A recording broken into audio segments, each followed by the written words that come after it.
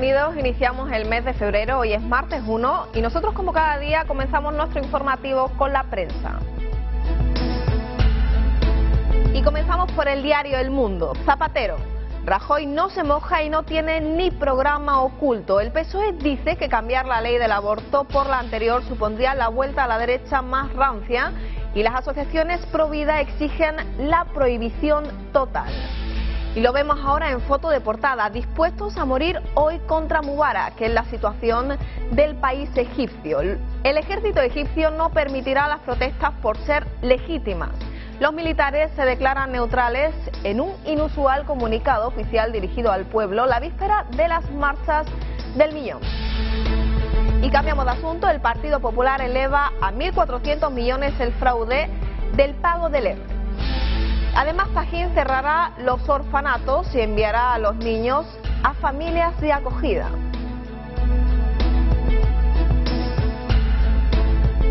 Vamos ya con los titulares más destacados del país. Las cajas suman 38.000 millones en inmuebles por créditos fallidos. Las entidades registrarán 93.000 millones problemáticos en ladrillo. La Caja Madrid Bancaja es el facto, la mayor inmobiliaria. Y lo vemos ahora en foto de portada. Miembros de las fuerzas especiales custodian el Museo Egipcio en El Cairo. Además, el ejército egipcio ve legítimas las protestas. La oposición espera reunir hoy a más de 1 millón de manifestantes para exigir que Mubarak abandone el poder. Y el plan de choque para incentivar la concentración de jóvenes a tiempo parcial. Además, condenado un ejecutivo a 3 años de cárcel por espionaje industrial. Y vamos ya con los titulares más destacados de ABC. Lo vemos en foto de portada. El ejército deja solo a Mubarak.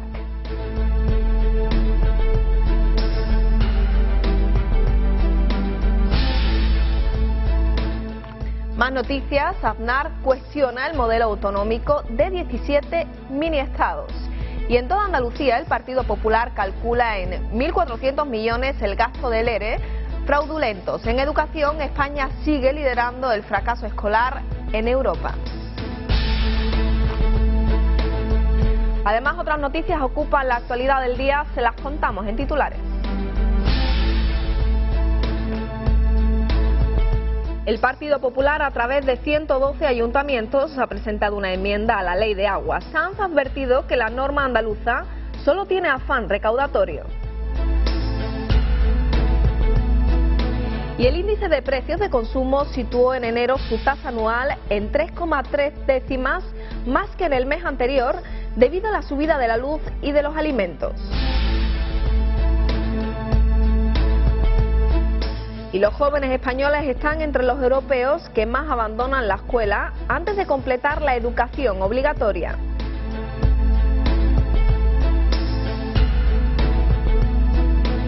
El cineasta Daniel Sánchez Arévalo vuelve a la cartelera con su tercera película, Primos, que se estrenará el próximo viernes.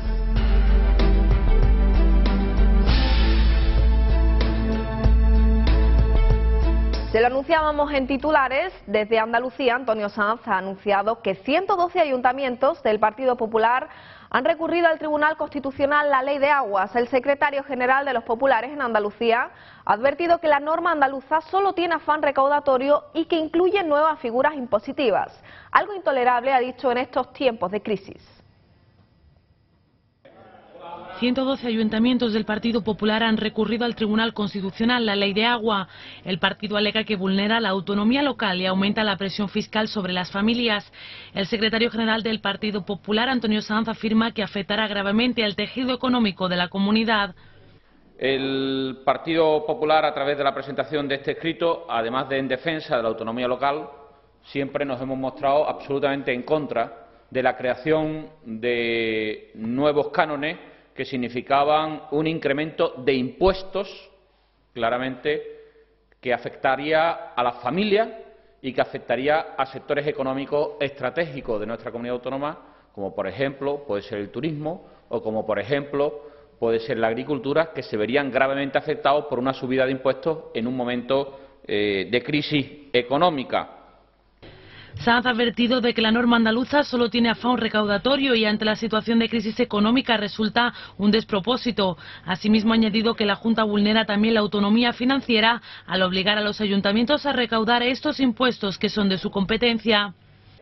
Es una auténtica barbaridad y un despropósito ante la situación de crisis económica que viven las familias. Por eso, uniéndolo al conflicto en el ámbito de la autonomía local, porque se plantea un canon de servicios generales cuyo destino es simplemente hacer frente, por ejemplo, a los gastos de la Administración andaluza sin que exista ningún control de gasto de la misma por parte de los que le obligan a cobrarlo. Es decir, la Junta crea los impuestos y le obliga a cobrarlos a los ayuntamientos. Los populares creen que la Ley de Aguas de Andalucía lesiona el principio de autonomía local que consagra la Constitución y creen además que atenta al reparto de competencia con la atribución de cánones que no les corresponde a la Junta sobre las corporaciones locales. Según el PP, de esta forma los ciudadanos tendrán que pagar casi el doble de lo que están pagando por el consumo de agua, sobre todo porque a partir de esta norma se van a imponer 4 cánones a todos los ciudadanos. En otro orden de cosas, el Popular se ha pronunciado sobre el caso Mercasevilla. En ese sentido ha apuntado que la situación del consejero de Empleo es insostenible y que el asunto merece una investigación a fondo. Y cambiamos de asunto. Desde el sindicato SATSE Andalucía han aportado datos que demuestran que la plantilla presupuestaria de enfermería del SAS ha ido reduciéndose considerablemente en los últimos años. Desde el sindicato afirman que es necesario el incremento de la plantilla para compensar las cargas de trabajo, así como la ratio media de enfermería por habitantes.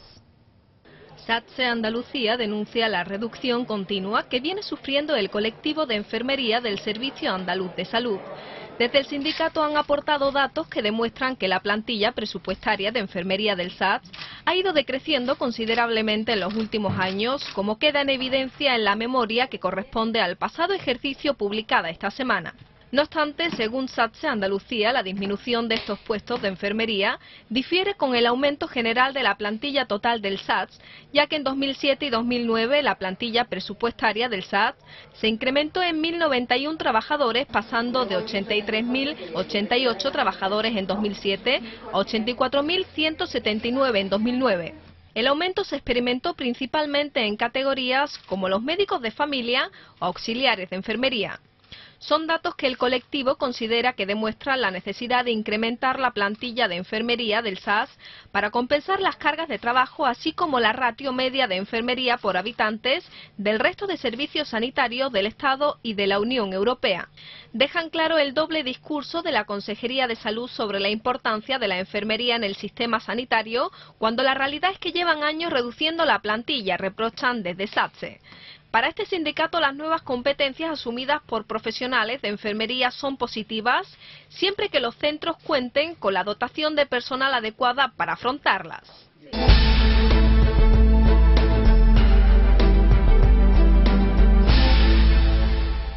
Y el presidente del Banco Financiero y de Ahorros, Rodrigo Rato, anunció ayer la salida a bolsa en el mismo año del grupo formado por Caja Madrid, Bancaja, las Cajas Insular de Canarias, La Aitana, Ávila, Segovia y Rioja, una operación con la que cumplirá las nuevas exigencias de capital básico del Gobierno. El Banco Financiero y de Ahorros, creado por la fusión de Caja Madrid, Bancaja y otras 5 cajas de ahorros, saldrá a bolsa este mismo año. Así lo ha anunciado su presidente, Rodrigo Rato. Nuestra voluntad es apelar a los mercados para robustecer nuestro capital, utilizando la figura jurídica que ya tenemos, que es un banco, y vuelvo a repetir que lo constituimos el 3 de diciembre. Y las especificidades de cómo lo hagamos, cuándo lo hagamos, pues dependerán de nuestros intereses y del mercado. En la rueda de prensa de la presentación de resultados de la entidad, Rato ha adelantado que el debut bursátil del nuevo banco, que comenzó su andadura el pasado 1 de enero y que tiene un patrimonio neto contable de 10.240 millones de euros, se producirá probablemente antes de verano. De esta forma se adelantarían a los requisitos de capital que el Gobierno impondrá a partir de septiembre. El Gobierno ha planteado un calendario y nosotros, como es natural, pues somos conscientes de ese calendario y lo tenemos en cuenta en nuestras estrategias, como no podía ser de otra manera. Rato ha confirmado que ya se han producido contactos con inversores institucionales interesados en entrar en el capital del grupo. Y el índice de precios de consumo situó en enero su tasa anual en 3,3%, 3 décimas más que en el mes anterior debido a la subida de la luz y de los alimentos y también de las bebidas no alcohólicas, según el nuevo indicador adelantado sobre la evolución de precios en España que publica por primera vez el Instituto Nacional de Estadística. Con este repunte, la tasa anual del IPC alcanza su valor más elevado desde octubre de 2008, mes en el que se situó en el 3,6%. Por su parte, el índice de precios de consumo armonizado alcanzó el pasado mes de enero el 3%, una décima más que en diciembre. De confirmarse este dato, a mediados de febrero se trataría también de su tasa anual más elevada desde octubre de 2008.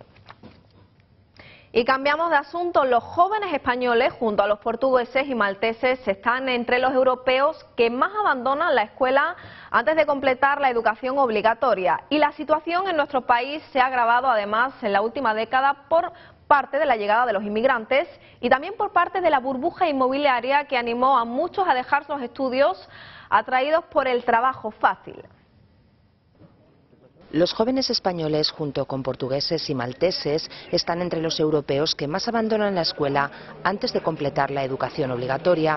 Y la situación en nuestro país se ha agravado además en la última década, en parte por la llegada de inmigrantes, en parte por la burbuja inmobiliaria, que animó a muchos a dejar sus estudios atraídos por el trabajo fácil de baja cualificación, pero que se vieron después atrapados en la crisis. Estos jóvenes pertenecen a una generación que se la conoce como Nini. Significa que ni estudian ni trabajan y no saben a dónde ir. Por eso Bruselas pide a España que haga más atractiva la oferta académica para que estos jóvenes Nini tengan una segunda oportunidad. En la presentación del nuevo Plan de Acción Comunitario para atajar el abandono escolar, la comisaria de Educación ha alertado de que los españoles están muy lejos, pues, del objetivo del 10% de abandono escolar que se ha marcado la Unión Europea para 2020. Y el abandono escolar, alerta la comisaria, lleva al trabajo precario. Es la pescadilla que se muerde la cola.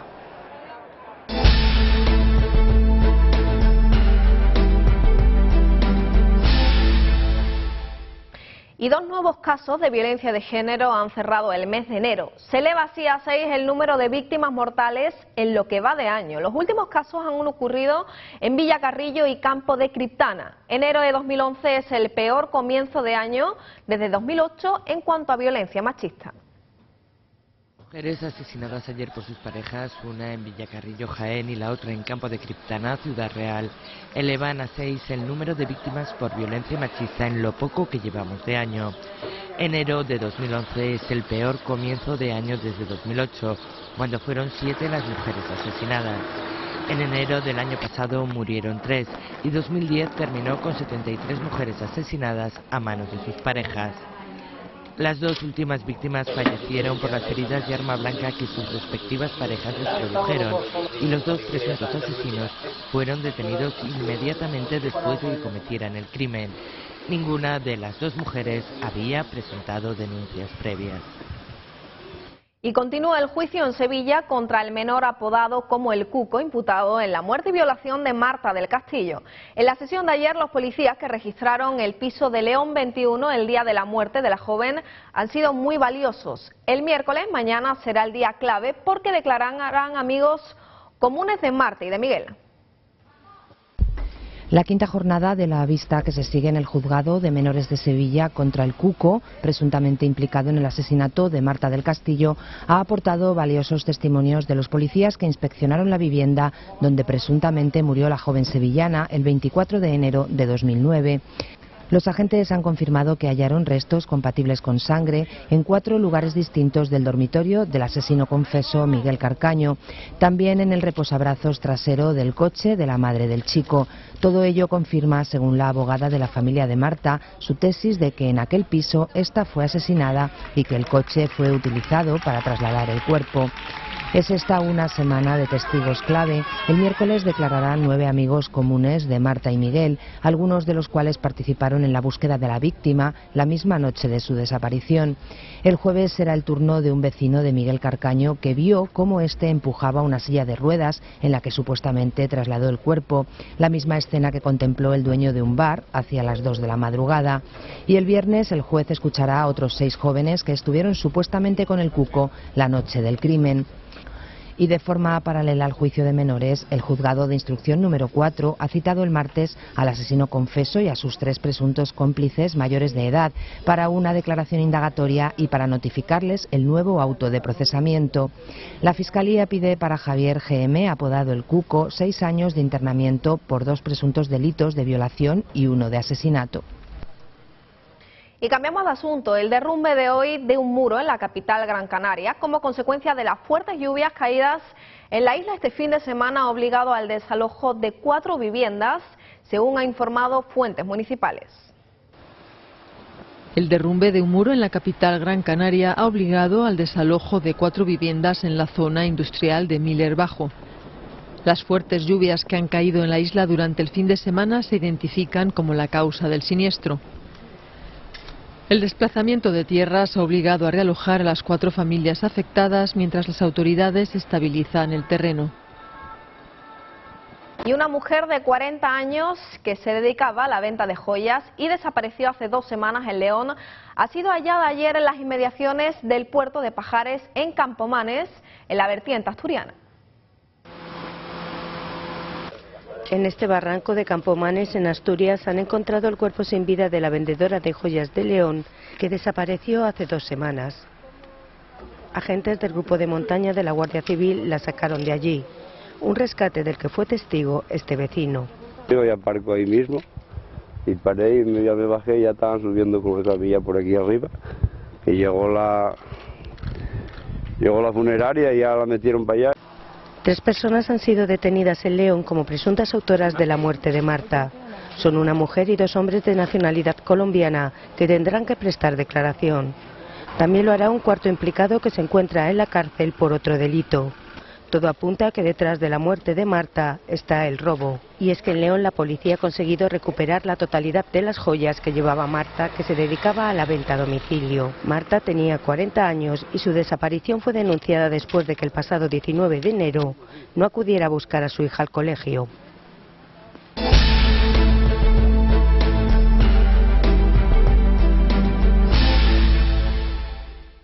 Multitudinaria manifestación la que se celebrará hoy en Egipto después de que el ejército haya afirmado que no usará las armas. La denominada Marcha del Millón intenta forzar la dimisión del presidente Mubarak. Ya son 7 días de protestas y manifestaciones. Llevan 7 días en las calles y lejos de disminuir, la protesta va en aumento. Este martes esperan llegar al millón. Han sido convocados por el movimiento opositor 6 de abril a una huelga general que pretende forzar la dimisión del presidente Hosni Mubarak. Las autoridades egipcias han suspendido el servicio ferroviario, una medida que los opositores interpretan como un intento del gobierno de dificultar esta gran manifestación conocida como la Marcha del Millón. Día tras día se suceden los gritos, las pancartas y los cánticos. Esta revolución es una revolución que busca un cambio real, porque la corrupción del régimen es evidente en todos los asuntos. Mientras tanto, Google y Twitter han ideado un sistema para que los ciudadanos puedan seguir tuiteando a pesar de que se hayan interrumpido las comunicaciones móviles y de Internet. La compañía ha puesto 3 teléfonos internacionales en los que pueden dejar un mensaje de voz y el servicio instantáneamente lo tuiteará en la red. El ejército egipcio considera legítimas las demandas de los manifestantes y asegura que no abrirá fuego contra ellos. El Estado Mayor se ha pronunciado así mediante un discurso televisado en el que señalan que la libertad de expresión a través de medios pacíficos está garantizada. Las Fuerzas Armadas reconocen la legitimidad de sus demandas y se preocupa por su seguridad. Además, hacemos hincapié en lo siguiente: el derecho a la protesta pacífica está garantizada para todos.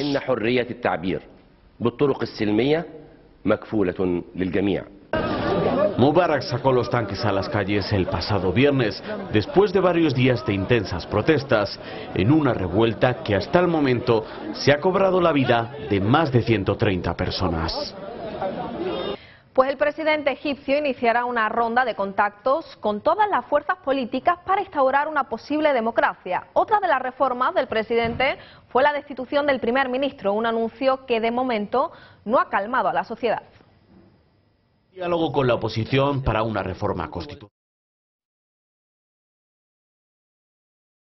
Abrir un diálogo con la oposición para una reforma constitucional es la última ficha que ha movido el presidente egipcio para intentar frenar las manifestaciones. Además, según ha revelado su vicepresidente Omar Suleiman, ha ordenado agilizar las reformas para luchar contra la corrupción y la pobreza. El presidente me ha pedido que contacte con todas las fuerzas políticas inmediatamente para que conversemos sobre todas las cuestiones actuales referidas a modificaciones legislativas y constitucionales, ha señalado en rueda de prensa el vicepresidente Omar Suleiman. Unos cambios que comenzaron el pasado viernes cuando Mubarak tomó una medida sin precedentes al cesar a todo su gobierno, algo que por el momento no ha calmado a la población. Y conocemos ahora el tiempo para las próximas horas.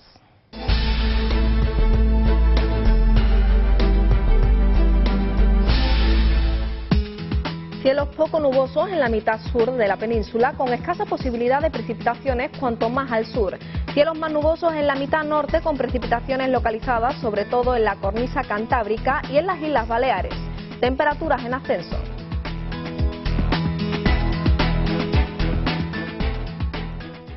Y el cineasta Daniel Sánchez Arévalo vuelve a la cartelera con su tercera película, Primos, una comedia en la que, como ya sucediera en sus dos largometrajes anteriores, importan tanto las pequeñas historias como el hilo argumental, en este caso su propio drama personal, conjurado con buenos momentos íntimos. La novia de Diego, Yolanda, decide no casarse el día antes de su boda, pero aún así el novio acude a la cita por si acaso, y esto es lo que se encuentra. Invitaros y yo avisaría a los míos. Como veréis, eso no ha sido así. Pero sus primos y amigos de la infancia serán el mejor apoyo de Diego y le llevarán de vuelta al pueblo para reencontrarse con sus mejores años y, por supuesto, con su primer amor. Eso no, eso no. ¿Diego? Hola, Martina. ¿Pero qué haces aquí? Que me iba a casar y me han dejado tirado. Me cago en la puta, pues sí que empezamos bien. Este es el comienzo de Primos, la última comedia de Daniel Sánchez Arévalo, en la que el director ha querido volver a esos años de nuestra vida, en la que todo resultaba menos complicado. De verdad. Todo más que el retorno al pueblo, yo creo que es el retorno a la infancia y a la adolescencia, ¿no? El retorno a esos momentos de tu vida en los que no era tan, o no parecía tan difícil tomar una decisión, donde no había que pensar las cosas tanto, donde te subes a un escenario, le cantas una canción a una chica y ya está, te enamoras y es tu novia durante todo el verano. Arévalo, que reconoce que hay mucho de sí mismo en esta historia, ha presentado su último trabajo rodeado de los actores de la película. Primos, como ya sucediera con sus dos anteriores largometrajes, Gordos o Azul Oscuro Casi Negro, rescata la importancia de las pequeñas historias, en las que el drama y la comedia se mezclan como en la vida misma. Una historia que sin duda nos hará pasar un buen rato y que llegará a los cines el próximo 4 de febrero. Madre mía de mi vida, vámonos, how do you do, rubias? Una magnífica propuesta española para ir al cine este fin de semana. Bueno, y nosotros ya nos despedimos, pero recuerden que podrán seguir informados en nuestras siguientes ediciones. Nos vemos mañana a la misma hora.